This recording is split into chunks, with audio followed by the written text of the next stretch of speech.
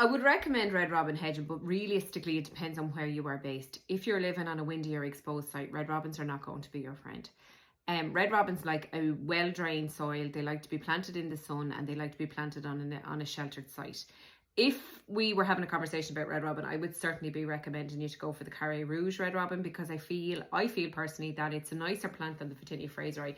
The leaves of the Carré Rouge are that little bit smaller. They're a kind of a darker green in colour, and the red of the red robin on the Carré Rouge is certainly a more plum red colour.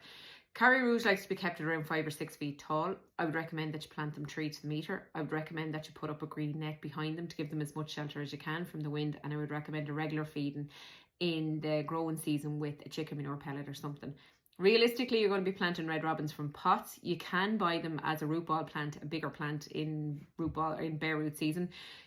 I can't imagine you'd be getting bare root red robins. They just wouldn't work. You'd be planting from pots. Plant them 3 to the metre in a nice sheltered site. If now you live in a windy site and you'd still like that bit of red in your garden, what I would suggest that you do is go and put in like a laurel or a beech or a privet hedge or something like that that's going to grow. Well, beech won't grow fast, but the other two will grow relatively fast and give you that bit of wind protection around the garden.